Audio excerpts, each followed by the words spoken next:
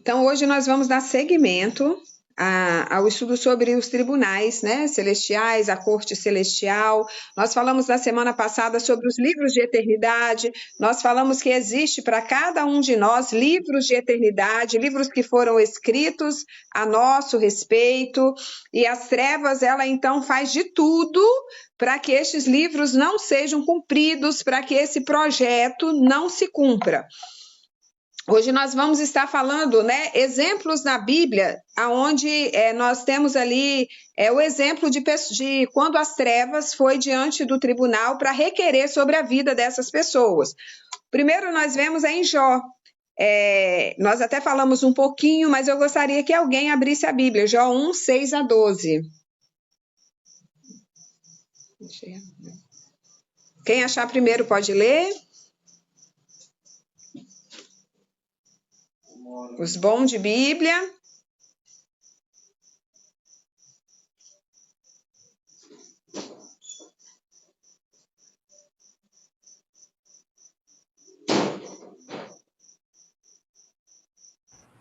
É 6 a 12, pastor? Isso, Jó 1, 6 a 12. Aconteceu que um dia, quando os filhos de Deus vieram servir a Adonai, no meio deles veio o adversário, no hebraico, Satã. Adonai perguntou ao adversário: de onde você está vindo? O adversário respondeu a Adonai: de rodear a terra, vagueando aqui e ali. Adonai perguntou ao adversário: você reparou o meu servo Jó? Pois não há ninguém como ele na terra. Um homem irrepreensível e reto, que teme a Deus e se afasta do mal. O adversário respondeu a Adonai: é por nada que Jó teme a Deus? Tu colocaste um cerco protetor em torno dele, de sua casa e de todas as coisas que ele tem. Fazes prosperar o trabalho dele, e seu rebanho multiplica-se ao longo de toda a terra. Se tu, porém, estenderes a mão e tocares em tudo que ele possui, sem dúvida, ele te amaldiçoará em tua face. Adonai disse ao adversário: eis aqui, tudo quanto ele tem está em suas mãos, mas você não deve encostar um dedo nele. O adversário se foi da presença de Adonai. Amém. Então, aqui nós vemos quando Satanás ele vai diante do tribunal para requerer sobre a vida de Jó, certo? Como eu expliquei na semana passada, a partir do capítulo 37, nós começamos a ver, sim, Josi, tá sim. A partir do capítulo 37, nós começamos a ver que havia algo na vida de Jó que dava uma legalidade para as trevas requerer ele diante dos tribunais, que era o orgulho, que é o trono de Leviatã. Inclusive, esse é o trono que opera nesse mês. O orgulho fazia com que fosse uma legalidade para que as trevas pudessem requerer ali a vida dele diante dos tribunais. O Senhor, como juiz, né, ele permitiu que o diabo operasse contra Jó, porque o trono de Deus é justiça e havia essa legalidade. Nós vemos isso também lá em Zacarias, capítulo 3, versículo 1 a 7.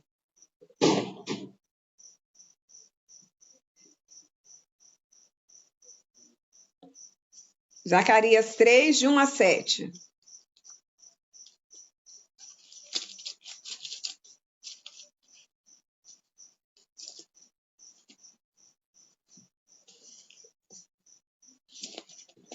Alguém achou? Quer ler? Se não, vou ler aqui.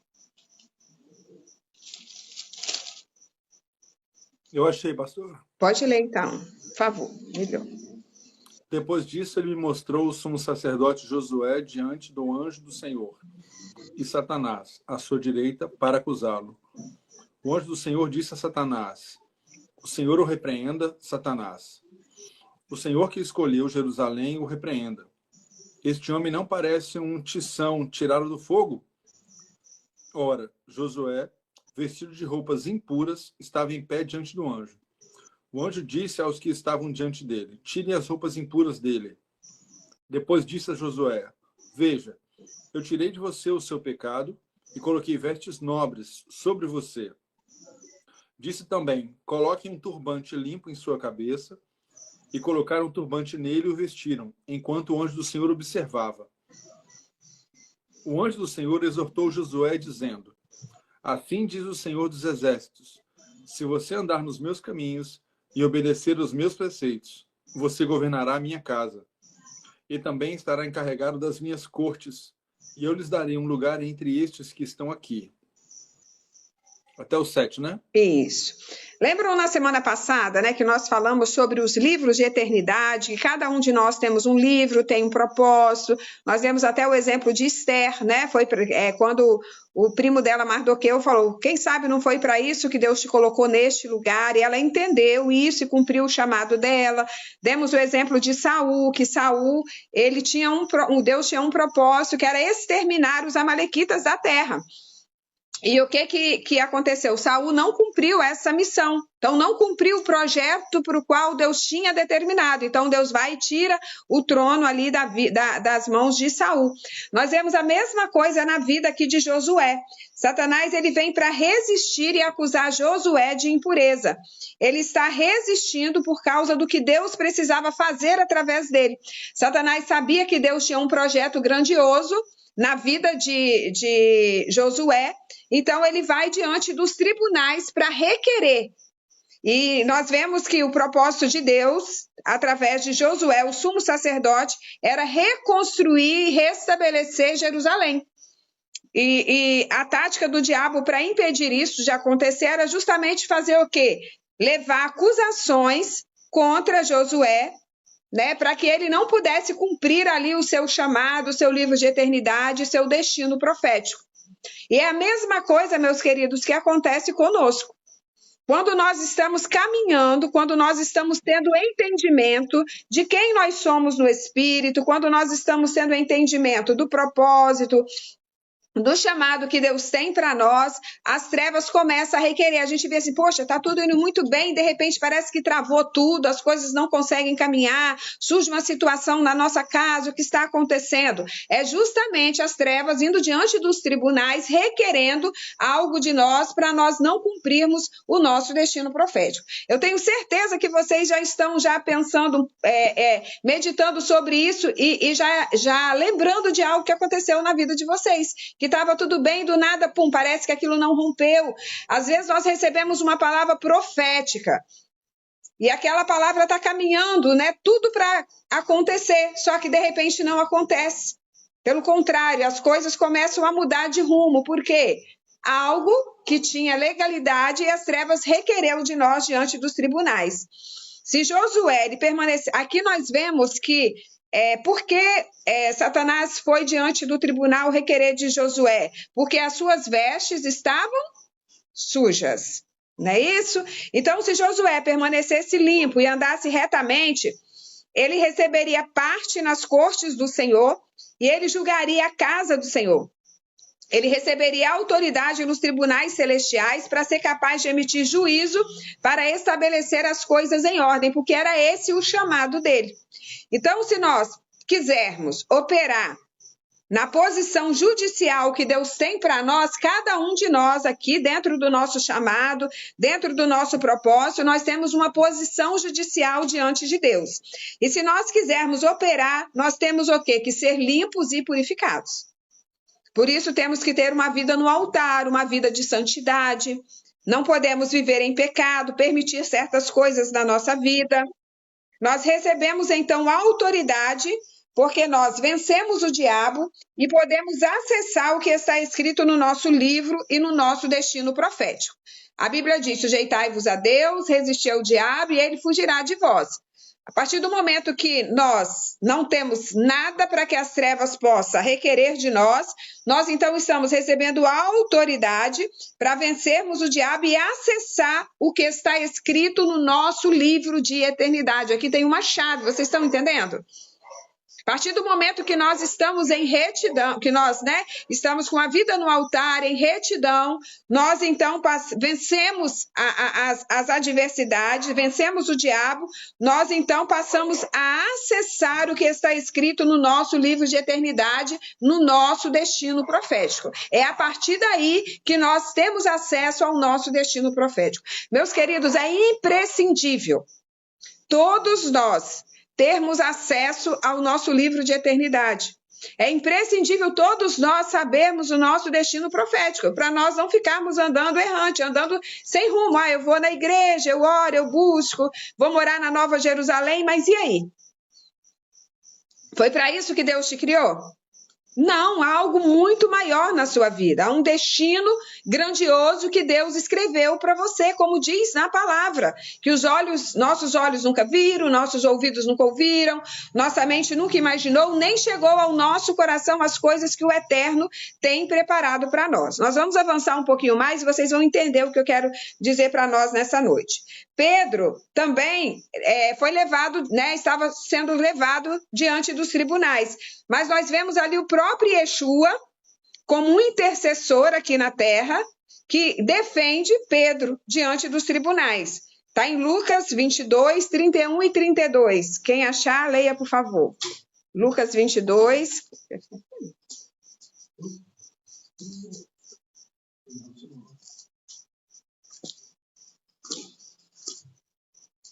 Alguém achou?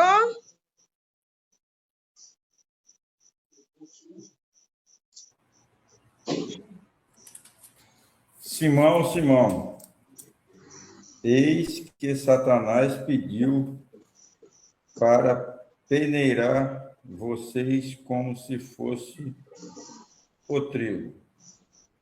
Contudo, eu orei por você para que a sua fé não desfaleça. Quando, porém, você se converter, fortaleça os seus irmãos. Então, ele vem dizendo que Satanás, tentou peneirá-lo como trigo. Aonde, meus queridos? Nas cortes celestiais, nos tribunais. Mas ali o que o Senhor fez? Intercedeu por ele. Yeshua intercedeu por ele. Então, vemos aqui que Satanás, ele exigiu que Pedro fosse colocado em julgamento. Mas Jesus se levantou por ele nas cortes celestiais. E isso aconteceu, meus queridos. Jesus não intercedeu como sumo sacerdote, quem ele é hoje, ou até mesmo como Deus. Ele ainda não havia conquistado essa posição.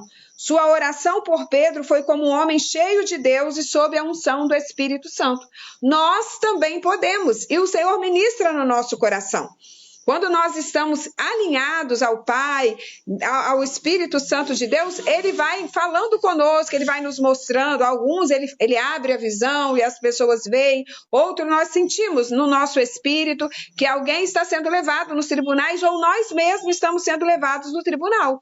E nós podemos interceder por essa pessoa diante dos tribunais. E é o que a gente faz, aqui no ministério, falei a semana passada, que a gente faz isso assim constantemente. A gente vê que está orando por uma pessoa, orando, não está conseguindo romper. Deus começa a mostrar, olha, é isso. Então a gente vai diante dos tribunais, às vezes a pessoa nem fica sabendo, mas a gente vai ali diante dos tribunais. Depois eu vou falar um pouquinho mais sobre isso, mas principalmente a semana que vem, para aquelas pessoas que ainda não têm a visão aberta.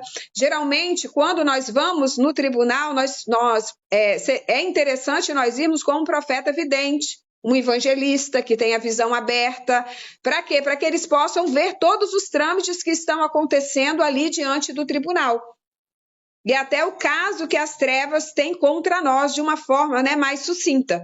Então, sempre que a gente vai, logo quando eu comecei a ir no tribunal, que o senhor falava para mim que era para ir no tribunal, porque eu já tinha passado pelo processo dos decretos, passado pelos processos, né, das renúncias, e ele começou a dizer que tinha casos no tribunal, então eu comecei a chamar.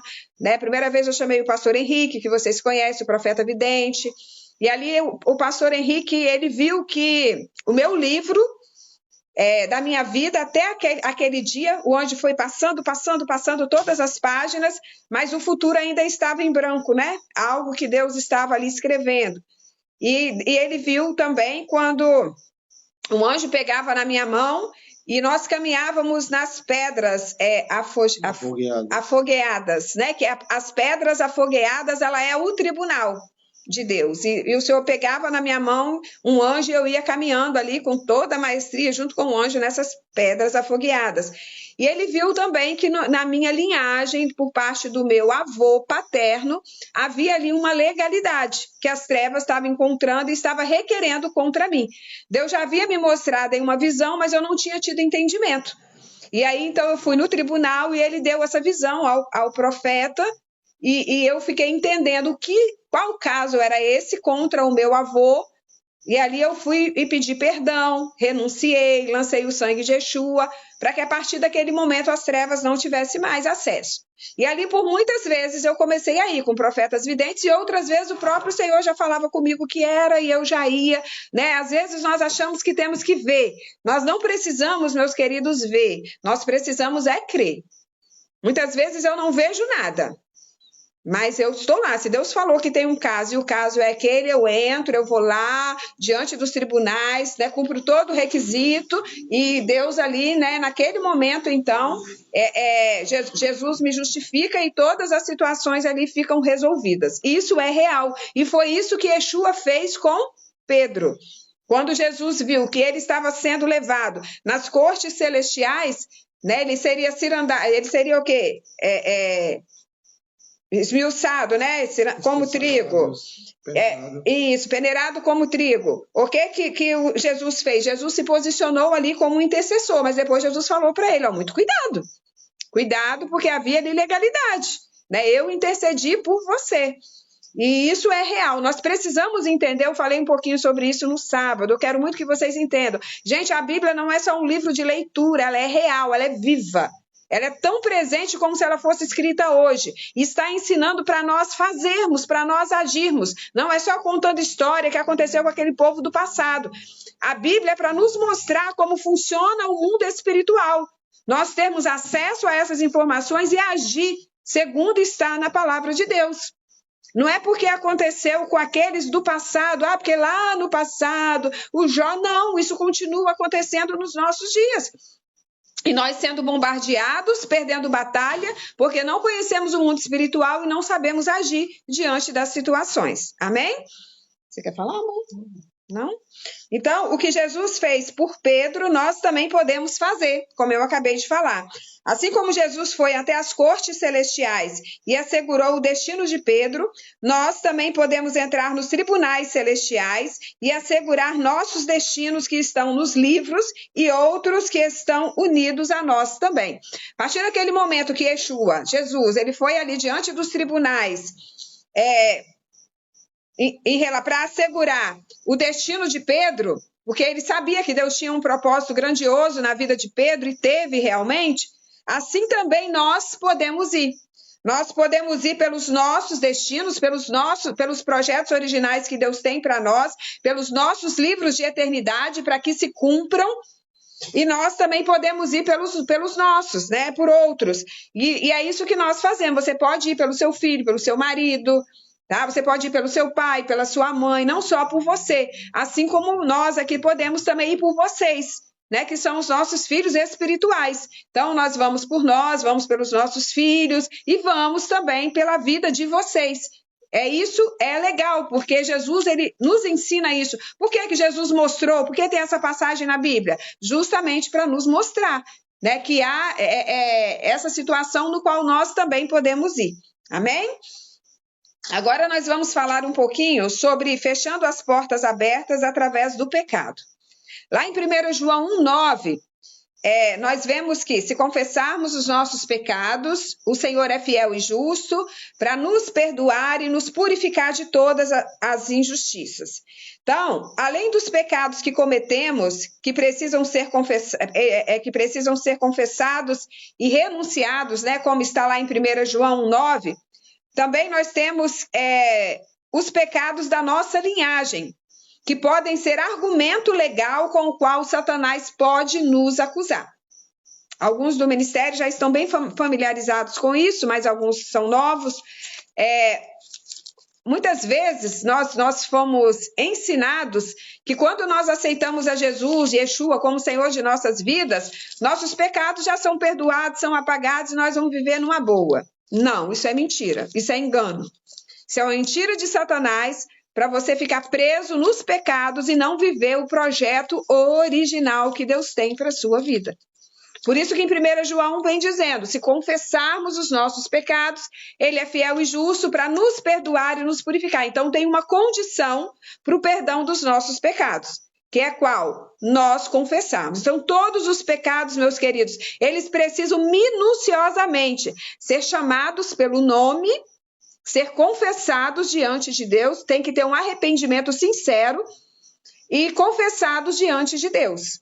Não podemos falar, Senhor, perdoe os meus pecados, Pai, perdoa. Quando nós estamos já nesse entendimento, nós que já estamos aí caminhando um pouquinho mais de tempo, que já passamos por esse processo, a gente faz de tudo para não pecar.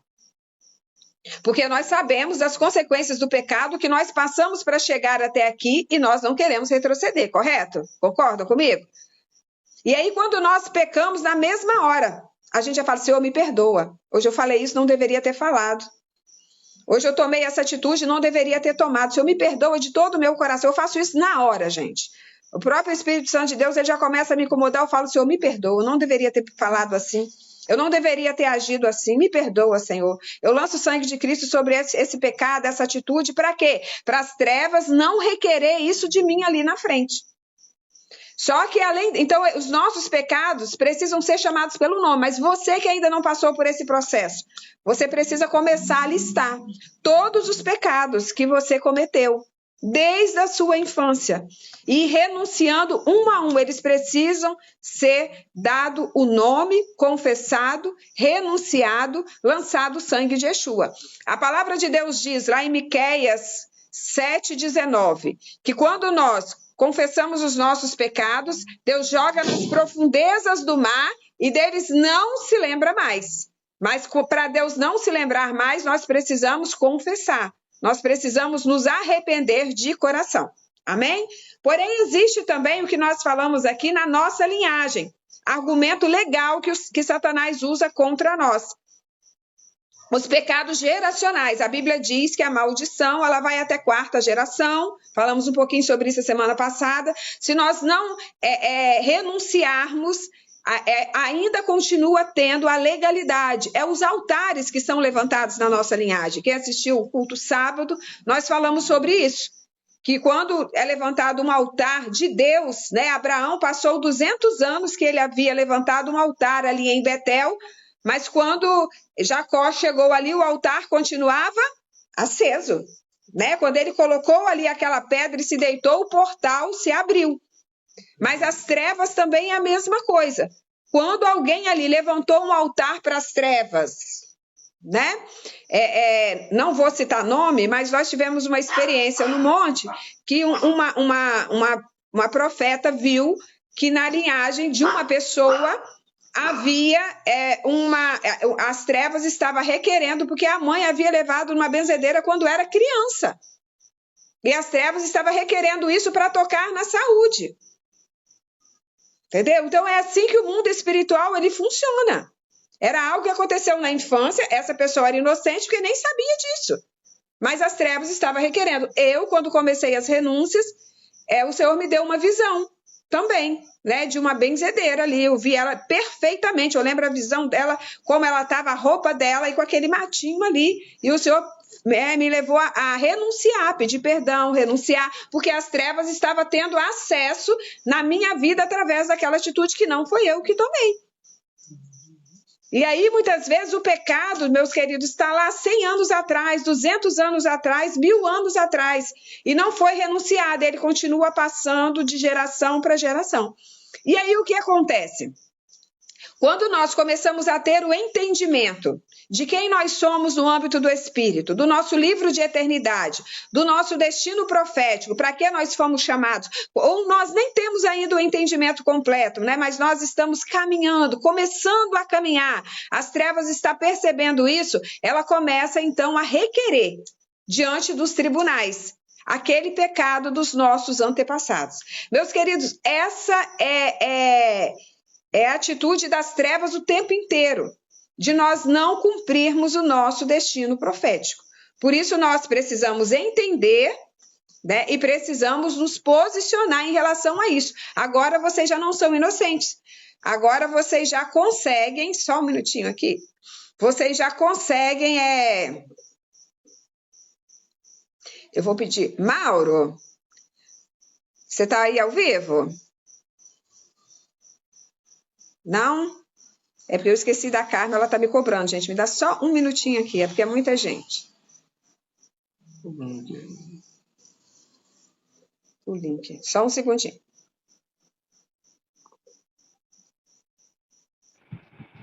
Oi, pastora, estou aqui. É para poder mandar o link para Carmen? Você manda, eu esqueci dela, perdão.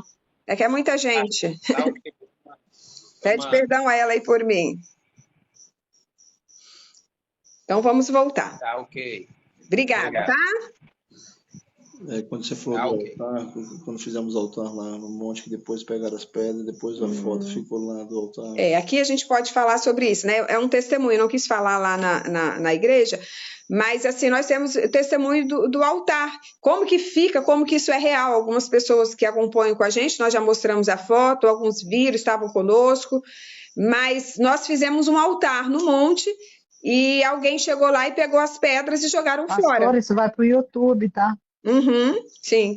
Mas aí o que aconteceu, gente? Mesmo assim, as pedras, elas não estavam lá, mas depois de uma foto nós vimos que o altar estava.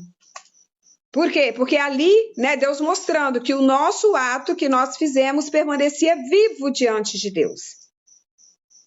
Então, quando nós fazemos, da mesma forma funciona, vocês acham que isso aí acontece só com Deus? Não, as trevas também. Aquele altar, ele permanece vivo diante de Deus. Então, enquanto nós não renunciarmos àquela legalidade na nossa ascendência, as trevas continuam requerendo de nós. Se pessoas em nossa linhagem têm pecados sexuais, perversões, quebra de aliança, derramamento de sangue inocente, roubo, adoração a outros deuses e ídolos, adoração demoníacas e outras coisas, o diabo pode explorar isso nos tribunais celestiais para resistir o que está escrito nos livros a nosso respeito. Essa semana passada eu fui no tribunal com uma pessoa do ministério, uma filha espiritual, e as trevas mostrou uma legalidade dos antepassados. Na área de maçonaria nunca teve envolvimento. Mas é algo que havia, lá no passado, algum ascendente teve essa legalidade. E as trevas requerendo na vida dessa pessoa. E aí, muitas vezes, a pessoa não prospera nas suas finanças, porque há essa legalidade diante dos tribunais. Então,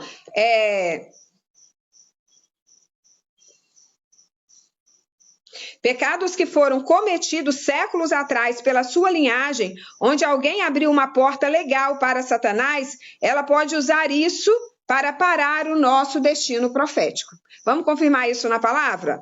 Isaías 45, 25 a 28. Muitas vezes, né, o seu destino profético está travado porque eu não rompo por conta de pecados geracionais. Então, como nós precisamos agir enquanto vocês estão aí procurando o texto? Nós precisamos orar a Deus. O Espírito Santo ele está ali conosco 24 horas por dia. Então, nós precisamos orar e falar, Espírito Santo de Deus. Não, 25, 28. Não, 45, 25, 28. Não estou errada? não, está errado.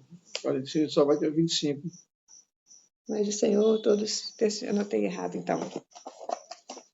Anotei errado o texto. Como que nós precisamos agir? Nós precisamos orarmos ao Senhor e falar, amigo Espírito Santo, qual o caso que as trevas está tendo nos tribunais a meu respeito que está me travando, que eu não estou conseguindo romper no meu chamado, no meu destino profético, não estou conseguindo romper nas minhas finanças, no meu ministério, não estou conseguindo romper na minha casa, na minha família, essa situação que não se resolve. E ali o Espírito Santo de Deus, então, ele começa a ministrar nos nossos corações. Estou falando isso porque é algo que eu vivi, não é algo que apenas eu estudei nos livros, né? Mas é algo que eu vivi. Eu anotei o texto errado. Isaías 45, 25 e 28, não tem? Não, 40, 45. Não vai ter 25. Tá, então, Pastor, sou eu eu acho que é o mesmo que 43. apago as minhas transgressões, onde está? Está escrito Juliano, que eu acho que é aqui. o 43. É o 43? Sim, sou eu o único que risca suas ofensas por minha causa. Não me Isso. lembrarei de seus pecados. Recorde-me quando estivermos juntos no juízo. Diga sua versão, convença-me de que você está certo. Seu primeiro pai pecou, e seus representantes se rebelaram contra mim. Por isso, repudiei os oficiais do santuário. Entreguei Iacov à maldição destruidora e sujeitei Israel à zombaria. Isso aí, amém. É Isaías 43, 25 a 28. Não é isso? Aqui vem falando, viu? Eu mesmo, aquele que apaga as suas transgressões por amor de mim, e que não, da versão dela é a judaica, está melhor ainda, que não se lembra mais dos seus pecados. Relembre o passado para mim, vamos discutir a sua causa. Era este texto que Deus me dava. Eu falava, Deus, mas como eu vou discutir a minha causa contigo? Como que eu vou relembrar o passado? Aí ele foi falando que eram as iniquidades geracionais que estavam ali diante dos tribunais e as trevas requerendo. Né? O Satanás sabia do chamado que Deus tinha para a minha vida, para o meu esposo, para a minha família, e estava indo diante dos tribunais para requerer o passado, né? Os ancestrais. Então, fala aqui, ó, seu primeiro pai pecou, seus portas-vozes se rebelaram contra mim. Por isso envergonharei os líderes do templo e entregarei Jacó à destruição, falando, olha, venha diante de mim, defenda a sua causa. Onde nós defendemos as causas? Diante do tribunal. E ele vem dizendo, porque os seus antepassados pecaram. E aquelas legalidades ainda não haviam sido renunciadas. Quer falar, meu irmão? Ô, pastora, mas depois que a gente renuncia e confessa, a gente continua sofrendo as consequências? Não. Depois que você renunciou, você confessou de coração e renunciou, aquele pecado é apagado. Assim como fala lá em Miqueias 7,19. Tá? O que pode acontecer, Cássia, é que Satanás, ele é mentiroso, ele que ataca na mente, fala que aquele ato que você fez não foi válido. Aí você fica naquela dúvida, mas se você renunciou e confessou, está apagado. Eu tenho uma dívida com você fala assim, olha, está perdoado a sua dívida, acabou. Você não vai falar assim, você fala assim, olha, eu tenho uma dívida com você que eu não tenho condição de pagar. Aí eu falo assim, Cássio, eu não tenho condição de pagar. Você fala assim, ó, está perdoado a sua dívida. Eu estou renunciando o direito de cobrar de você esse valor aqui. Então, que para você já não tem mais, pesa em relação a isso. Então, no mundo espiritual, a mesma coisa. O que pode Satanás ficar atacando na mente e falar assim que não foi feito nada, porque talvez no físico ainda não aconteceu, mas no mundo espiritual as coisas já andou. E às vezes vem alguma situação que ele planta ali para poder parecer que as coisas não aconteceu, mas já aconteceu. A partir do momento que você renunciou, aquele pecado já foi apagado. Então nós temos que ter muito cuidado, gente, com as nossas atitudes. Às vezes compra e não paga, aí aquilo ali passou anos e anos, minha dívida já foi perdoada, foi perdoada, mas está lá nos registros. Sabe, até assim, coisas que a gente faz quando você vai tirar um documento, e aí você chega lá, assina um papelzinho que você não pode, não tem recurso para fazer aquele documento, e aí você entra como se você fosse... Baseado nisso aí, você vai fazer a certidão de nascimento. É uma declaração de hipossuficiência, uma declaração de pobreza. De pobreza. Então, você está assinando que você é pobre. Aí, quando você vai requerer, Senhor, a tua palavra diz que nós somos reis e sacerdote, tudo que o Senhor tem é nosso, que nós somos filhos. Aí ele vai lá diante da corte e fala assim, existe esse papel assinado que fulano disse que ele é pobre. Ele assinou ali que ele é pobre, um atestado de pobreza. Quando nós ficamos devendo alguém também, aquilo ali ele vai diante dos tribunais e vai requerer, porque nós ficamos devendo a alguém. Tudo, gente, porque principalmente quando nós estamos avançando no nosso destino profético, certo? Foi esclarecido, Cássia, a sua dúvida? Foi, né? Sim. Então, Deus, nesse texto, está falando de uma perspectiva de tribunal, operações nas cortes celestiais, o texto que a Juliana leu. Podem ser em um nível pessoal, mas pode também ir por outro caminho, né, de destinos de nações sendo cumpridas, igual destinos de nações que deixam de ser cumpridas por conta disso.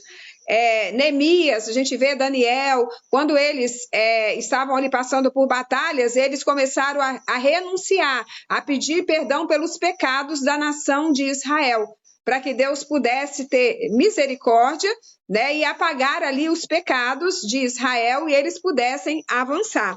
Então, são duas coisas que podem nos impedir de receber vereditos para as nações e para nós mesmos. A transgressão dos mediadores, que somos nós mesmos, né, e o pecado dos nossos primeiros pais, dos nossos antepassados, que nos impede de receber os nossos vereditos favoráveis.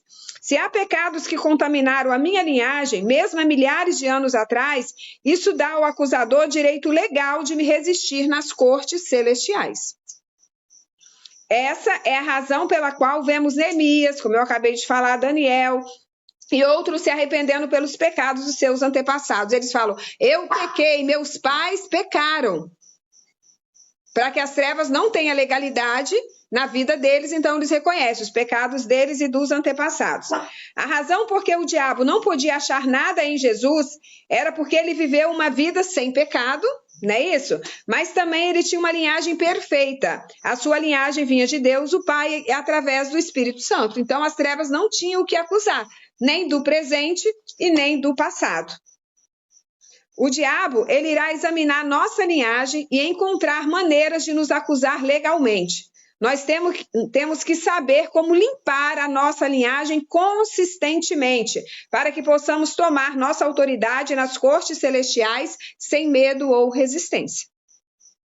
Então, isso aí, gente, é uma busca constante. É uma busca constante. De nós estarmos sempre orando ao Senhor, pedindo ao Espírito Santo, né? Se preciso for, faça um jejum, para que você tenha mais sensibilidade para ouvir a voz do Espírito Santo de Deus e Ele mostrando. Porque às vezes você já passou por um processo de libertação, já renunciou a tantas coisas, mas ainda não está conseguindo romper, porque pode ter algum caso que está ali contra você diante dos tribunais. E a partir do momento que você começa a orar, a buscar, o Espírito Santo de Deus revela. Já vou passar a palavra, Narbane. A Bíblia diz assim, olha, não há nada oculto que não seja revelado, não há nada que foi feito nas trevas que não venha para a luz. E você vai decretar essa palavra.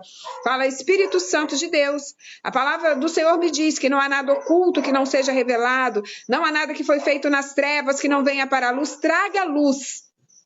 O que quer que seja, que ainda há uma legalidade na minha vida, que as trevas estão requerendo diante de ti, nos tribunais, nas cortes celestiais, que o Senhor venha me mostrar. E Ele mostra, meus queridos. Ele vai mostrando. Pode falar, Narbane. Exemplo, nem todo mundo Tem alguém aí com o celular próximo, Nem aí todo eles não mundo tem conseguem ouvir. esse conhecimento, né? Isso. E essas pessoas que aceitaram Jesus, estão na igreja, foram batizadas, estão seguindo Tá assim, dando interferência porque o da Soninha tá religiosamente as ligado. coisas que as pessoas, que a Bíblia ensina, né? Mas não tem esse conhecimento da renúncia, até se arrepende, mas não tem o conhecimento da renúncia dos antepassados, das maldições hereditárias, essas coisas assim. O que impede essas pessoas hoje, exemplo, de alcançar a salvação? Ou ela só deixa de alcançar as bênçãos do reino, de reinar com Cristo? A salvação dela, a partir do momento que ela aceitou a Jesus, ela é salva. A Bíblia diz: se creres com o seu coração, confessares com a sua boca que Jesus é o Senhor de sua vida, você será salvo, não é isso? Então tá ali, você é salvo, mas você não vai viver o reino. Qual é o projeto de Satanás? Que você não viva o reino aqui na terra. Hoje nós entendemos que nós fomos chamados para estabelecer o reino, o governo. Esse é o chamado principal do homem. A salvação, ela veio para nós reinarmos com Yeshua na eternidade, né? Quando Yeshua voltar, nós vamos reinar com ele. Então, a salvação, ela veio para nós termos acesso à eternidade com Yeshua reinando nessa terra. Entendeu, Narbani? Então, nós vamos sim, a pessoa é salva, mas a pessoa não consegue romper. O que eu falei para vocês, eu sempre falava: Senhor, por que eu vejo as pessoas, elas estão na igreja, elas estão ali fazendo tudo direitinho, mas elas não rompem? Alguns o espírito de miséria, que vai de geração a geração, outros divórcio, de geração a geração, né? Solteirice, mãe solteira. E aí o Senhor foi me ensinando que era justamente porque haviam legalidades geracionais que não haviam sido confessadas. Então, nós estamos falando de salvação, né? Mas aqui nós estamos falando salvação está garantida, mas reino não. Por quê? Nós não vamos viver o nosso livro de destino, o nosso projeto original, o livro que Deus tem para nós, como está em Salmo 139:16. Pode falar, amor. Não, Depois você fala. Tá certo, Narbani? só complementar o que a Ruth falou aqui, Ok, Narbani. então, na verdade, a questão da renúncia é mais para que você aprenda a reinar e destrave sua vida espiritual, tanto no âmbito do espírito, como financeiramente Em todas as áreas. e a quebra da maldição. Seria Isso, mais para isso, né? Porque, pessoal, você viver nessa terra a vida inteira e não rompe nada. A Bíblia diz: se nós obedecermos, nós desfrutaremos do melhor dessa terra. E você não consegue desfrutar o melhor da terra. Por quê? Porque existe ali os pecados geracionais.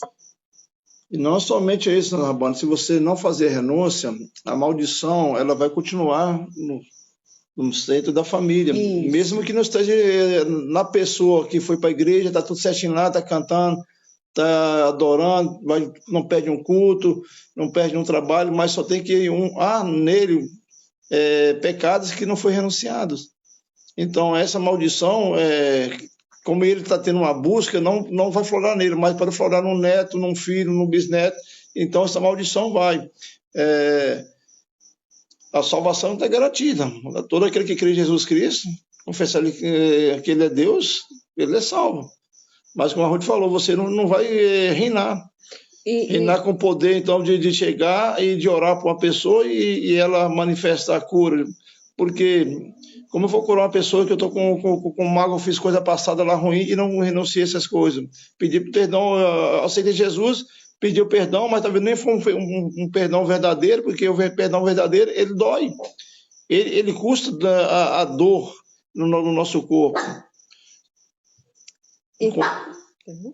Então, e tem outra situação também, só um pouquinho, tem outra situação, às vezes, olha, até um ente querido nosso, que não aceita Jesus, tem um coração endurecido, por quê? Por conta de pecados geracionais lá no passado, e ele fica preso no álcool, nas drogas, na prostituição, e tantas outras coisas, por quê? Por conta de pecado que nós cometemos e nossos antepassados também. Então, quando eu faço isso, com esse entendimento, eu estou ali, né, cumprindo o meu livro profético, vivendo os projetos de Deus, mas a minha descendência também está livre para viver o destino profético dela. E aí, pronto, as escamas dos olhos caem, a pessoa salva, começa a entender o plano de salvação, entendeu? Pode falar, então?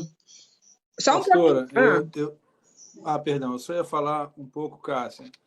Tem Apocalipse e tem Gálatas também. Em Gálatas, na Gálatas 5, no final lá, a partir do 19, fala várias questões que os homens fazem e que é lascívia, idolatria, feitiçaria, inimizade, várias questões, e no final ele fala assim: as pessoas que cometem tais coisas não herdarão o reino dos céus. Mas na sequência ele também fala dos frutos do Espírito. Uhum. Então Paulo ele discorre sobre aquilo que nos afasta de Deus, e depois ele fala sobre o que são frutos de pessoas que estão com Deus, né? Estão deixando o Espírito Santo trabalhar, né? Sim. E aí é um processo longo, né? Gente, alguém mais quer falar? Podemos continuar aqui para finalizar. Tiraram a dúvida em relação a isso? Para não ter dúvida. Não podemos sair pecando por aí que somos salvos, né? A Bíblia diz que o pecado ele nos separa de Deus. Né? A partir do momento que nós temos o entendimento, nós queremos viver em santidade. Só para dar uma adenda, como disse a nossa irmã Josi, um pecadinho hoje, um pecadinho amanhã, um pecadinho depois, daqui 15 dias outro pecadinho, daqui a pouco é uma pequena goteira numa caixa d'água, daqui a pouco ela já está um rio, e a pessoa está já totalmente aprofundada nas trevas, longe da presença de Deus. O Espírito Santo incomodou, ora e pede perdão na mesma hora, porque ele é fiel e justo para nos perdoar. Josi, você quer falar? Depois nós vamos falar só sobre as vozes dos tribunais para a gente finalizar. Eu queria fazer, como diz o pastor Heraldo, um adendo. O que acontece? Os pecados geracionais, a gente não tem consciência deles, mas eles clamam no mundo espiritual contra nós. Então, o pecado para o mundo espiritual, eu estava até conversando aqui agora com o Paulo, a gente estava falando sobre a justiça, o direito, como é que fala, amor? Criminal, né? Então, assim, se uma pessoa matou alguém e é uma pessoa totalmente sem estudo, não sabe que matar é crime, a lei não vai perdoar ela porque ela não sabia que matar é crime. Aí ele fala assim, mas um crime de furto ela não vai ter a mesma punibilidade. Sim, na lei dos homens, mas no mundo espiritual, aquilo ali te torna rastreável e dá ao inimigo legalidade contra você. Então, quando você chega diante dos tribunais de Deus, que você vai defender a sua causa, o inimigo vai apresentar verdades contra você. Coisas que você fez, você tendo consciência de que era errado ou não. Ou coisas que está marcado no seu DNA, no seu sangue. A sua linhagem fez. E aquilo veio sobre você, os teus antepassados fizeram. E aquilo veio contra você. E você sofre por coisas que pessoas que você não conheceu cometeram no passado. Assim, os seus descendentes vão sofrer por coisas que vocês cometem hoje. Né? Ela contou o exemplo ali, a pastora contou o exemplo da pessoa no monte, né, que foi revelado ali até o nome da bezedeira, né? E de fato a bezedeira existia. Mas aquela criança não se sujeitou àquilo.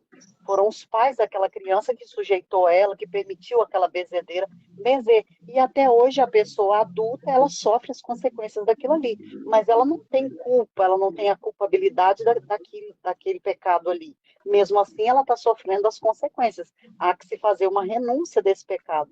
Então, quando a pessoa comete um pecado que ela não tem consciência de que ela é pecado, Deus não vai cobrar isso dela, mas o inferno vai cobrar perante os tribunais de Deus. Isso aí, impedindo a pessoa de viver o projeto de Deus.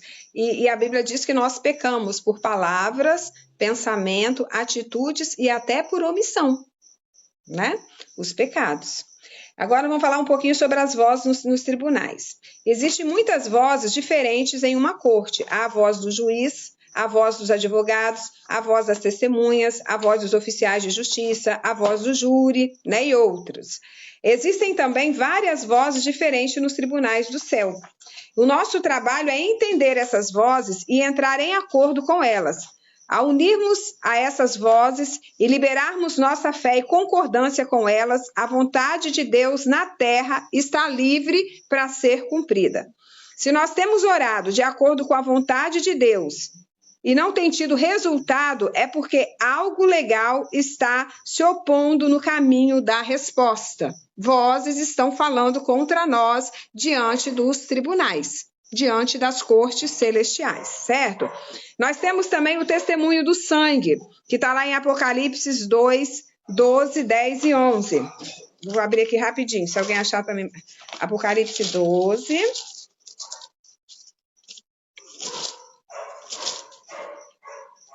10 e 11.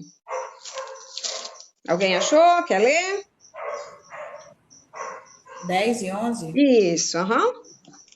Então ouvi uma forte voz do céu dizendo: agora veio a vitória, o poder e o reino do nosso Deus, e a autoridade do seu Messias, porque o acusador dos nossos irmãos, que os acusa dia e noite diante de Deus, foi lançado fora. Eles o venceram por causa do sangue do Cordeiro e por causa da mensagem de seu testemunho. Mesmo diante da morte, não se apegaram à vida. Então, aqui fala do sangue do testemunho, né? Eles venceram por causa do sangue do testemunho. E esse sangue, ele clama em nosso favor diante das cortes celestiais. Semana que vem nós vamos finalizar e vamos falar sobre isso, mas nós, antes de entrarmos no tribunal, nós entramos no trono da graça. E nós pedimos para que o sangue de Yeshua, ele comece a clamar por nós, né? Quando nós aprendemos como entrar em acordo com o testemunho do sangue de Jesus, nós encontramos grande poder para a redenção. É o sangue de Jesus que consegue vereditos do reino no trono de Deus. É o sangue dele que fala a nosso respeito diante dos tribunais, diante das cortes celestiais, e nós conseguimos vereditos do reino do trono de Deus. Todo sangue tem voz.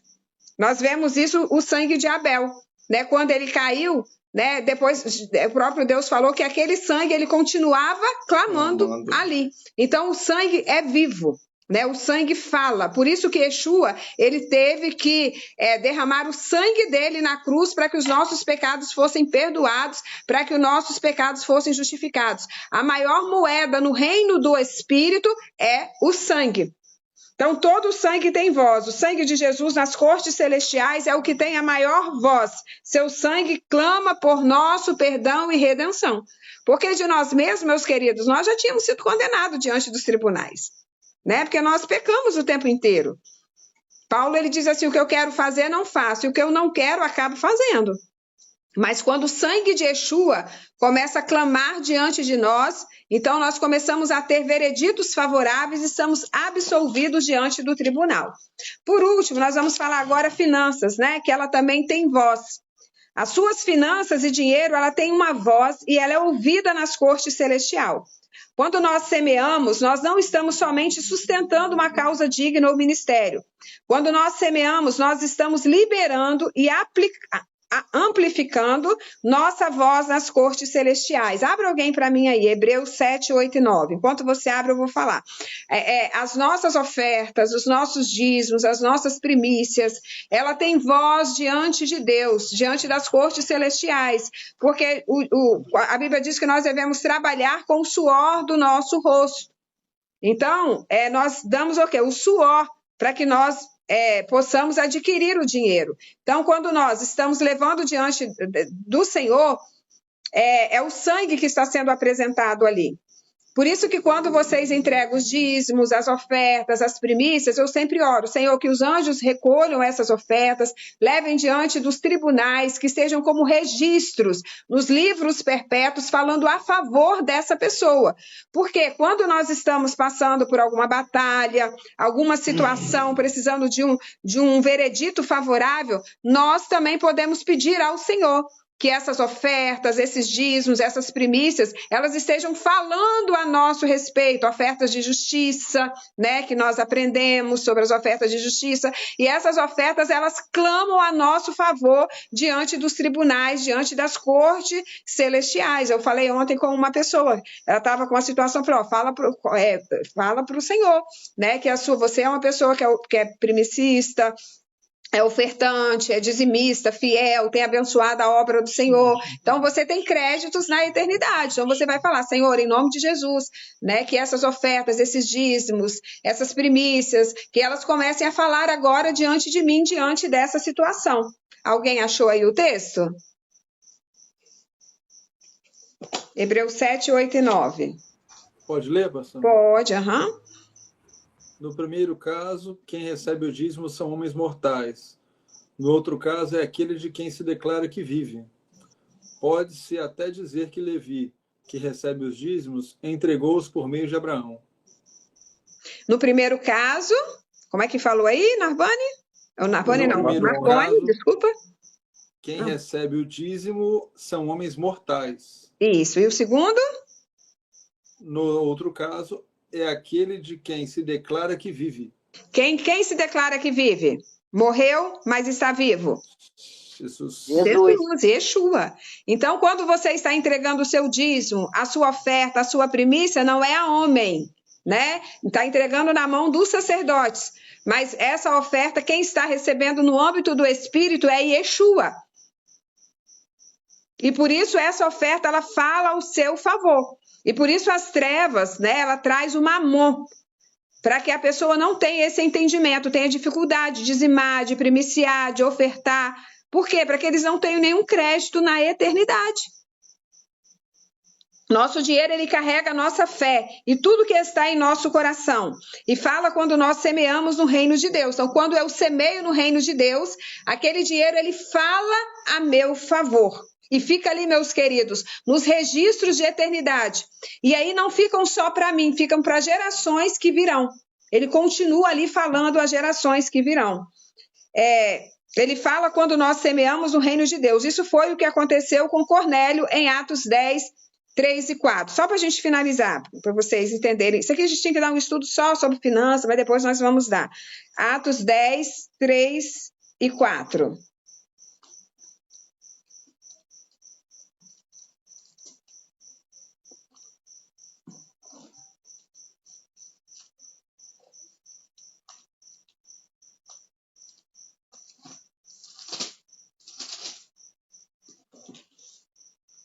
Alguém achou? Certo dia, por volta das 3 horas da tarde, ele teve uma visão. Viu claramente um anjo de Deus que se aproximou dele e disse: Cornélio. Atemorizado, Cornélio olhou para ele e perguntou: Quem é, Senhor? Que é, Senhor? Que é, Senhor? O anjo respondeu: As suas orações e as suas esmolas subiram como oferta memorial diante de Deus. Viu o que eu acabei de falar? Cornélio era uma pessoa que abençoava, né? Dava as ofertas, as esmolas. E ali, quando ele estava, né, orando, naquele portal, as ofertas dele chegaram diante de Deus. Então, sua oração se uniu às suas ofertas e ali criou um memorial diante de Deus. É isso que acontece com cada dízimo, com cada oferta, com cada primícia que você entrega ao altar. Você está entregando a Yeshua, como diz a palavra, não é a pastora Ruth, é o que está dizendo na palavra. E essa oferta, esse dízimo, essa primícia está como memorial diante dos tribunais, falando a seu favor, a seu respeito. E aí, quando você usa, né, isso ao seu favor, você tem crédito diante dos tribunais. Então, a sua oferta, ela tem voz. Enquanto o povo trazia suas ofertas, lá em Números 10, 10, Arão e seus filhos, eles tocavam as trombetas sobre as ofertas. A Bíblia diz que isso criava um memorial diante de Deus. Depois vocês leem lá para não ficar tão cansativo. Números 10, 10, também falando das ofertas que se tornou um memorial. Com base na voz das nossas ofertas, Deus está livre para emitir juízos e vereditos em nosso favor, como está lá em Hebreus 11, 4. Exemplo, como eu disse, né, a oferta de Abel também, que ela permaneceu ali viva, né, diante de Deus, aquela oferta que ele entregou para Deus. Amém, gente? Hoje nós vamos parar aqui, semana que vem nós vamos fechar, tá? Eu vou ensinar vocês direitinho como entrar no tribunal, alguma dúvida, alguém quer falar alguma coisa?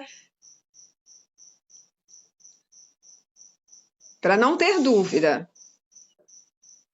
Olha só, eu estava lembrando aqui sobre, você pregou no sábado sobre o poder de um altar. Tá até gravado, tá no YouTube. Eu aprendi assim, quando a gente faz um altar, eu tenho um altar aqui na minha casa. eu vou fazer outro. Mas quando a gente faz um altar, além dos elementos que a gente coloca no altar, a gente tem que fazer uma oferta, porque senão o inferno vai requerer uma vida de alguém que a gente ama. E alguém morre. Para você ver como que a oferta é séria. Eu aprendi a fazer altar com o apóstolo Ronaldo Drogovic. Ele já é falecido, morreu há pouco tempo. Mas ele, assim, o primeiro altar que ele fez, ele não tinha conhecimento da oferta. Ele não fez nem por maldade. Ele fez o altar, fez o jejum, tal, fez tudo certinho, mas ele esqueceu, ele não sabia que deveria fazer uma oferta depois que fizesse o altar. E aí uma irmãzinha muito querida, mais queridinha do ciclo de oração, ela faleceu naqueles mesmos dias. Então, assim, a oferta é algo muito sério, é algo muito espiritual, é algo muito, muito forte no mundo espiritual, e oferta também é altar, como a pastora disse, é um memorial. E não pode ter altar sem sacrifício, né, Josi? Todo altar precisa. Você já viu algum altar na Bíblia que não teve sacrifício? O próprio Yeshua, ele foi um altar, o sacrifício, a vida dele, o sangue dele sendo derramado. Então, todo altar precisa de sacrifício. Amém? Certinho, certinho, Cássia? Então, vamos orar? Vamos agradecer a Deus por este tempo, que o Espírito Santo de Deus venha ministrar no nosso coração. O que Deus quer nos mostrar, meus queridos, com este ensino? Deus quer mostrar que as trevas, ela não brinca. Ela quer, de todas as formas, nos tirar do caminho, nos tirar do propósito, tirar do nosso destino profético. Por quê? Ela já teve oportunidade, Satanás já teve oportunidade de viver algo lindo. E ele abriu mão. E agora ele quer roubar isso de nós. Por isso que diz que o diabo veio para matar, roubar e destruir. Mas Yeshua veio para nos dar vida e vida plena. Então, nós não podemos brincar de cristãos. E é isso que eu quero ensinar vocês que estão aqui, vocês que fazem parte deste ministério El Elyon, que nós não podemos brincar com a nossa vida, não podemos brincar, né, com a nossa eternidade, porque é muito sério, o mundo espiritual é real, ele é vivo, e as trevas não brincam. Ela está aí justamente para tentar nos destruir. Então, nós conhecendo no mundo espiritual, nós precisamos nos posicionar.